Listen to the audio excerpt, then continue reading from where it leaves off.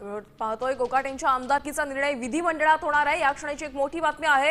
हायकोर्टाच्या निकालाची प्रत आल्यानंतर हा निर्णय घेण्यात येणार आहे। तर विधानसभा अध्यक्षांच्या हाती आमदारकीचं भवितव्य असणार आहे। हायकोर्टाच्या निकालाची प्रत आल्यानंतर हा निर्णय घेण्यात येणार आहे। तर कोकाटेंच्या आमदारकीचा निर्णय आता विधिमंडळात होणार आहे। कोकाटेंच्या हायकोर्टाच्या निकालाची प्रत आल्यानंतर विधिमंडळात हा निर्णय घेतला जाणार आहे। विधानसभा अध्यक्षांच्या हाती आमदारकीचं भवितव्य असणार आहे। आपण पाहतोय माणिकराव कोकाटे यांच्या आमदारकीचा निर्णय हा विधानसभा अध्यक्षांचा असणार आहे असा निर्णय कोर्टाने दिलेला होता। त्यामुळे आता या निकालाची प्रत विधिमंडळाच्या हाती लागल्यानंतरच आता कोकाटेंच्या आमदारकीचं भवितव्य अखेर समोर येणार आहे। आपण पाहतोय एक मोठी बातमी आहे या क्षणाची। हायकोर्टाच्या निकालाची प्रत हाती लागल्यानंतरच विधिमंडळ या संदर्भात निर्णय देणार आहे।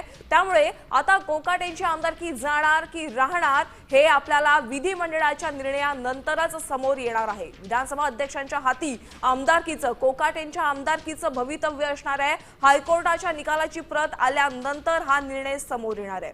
या क्षणाची एक मोठी बातमी आपण पाहतोय। आमदारकीचा निर्णय हा विधानसभा अध्यक्षांचा असेल, आमचा नाही असं म्हणणं कोर्टाचं होतं आणि यावरच आता हे समोर आलेलं आहे की विधानसभा अध्यक्षांच्या हाती आमदारकीचं माणिकराव कोकाटेंच्या आमदारकीचं भवितव्य असणार आहे। त्यामुळे आता कोकाटेंची आमदारकी जाणार की राहणार हा संपूर्ण निर्णय आता विधिमंडळाच्या हाती असेल। देश विदेशातील प्रत्येक घडामोडींचे लाईव्ह अपडेट मिळवण्यासाठी आता साम टीव्हीच्या सर्व सोशल मीडिया प्लॅटफॉर्मला लाईक, फॉलो आणि सबस्क्राईब करा। तसंच सर्व नोटिफिकेशनसाठी बेल आयकॉन प्रेस करायला विसरू नका।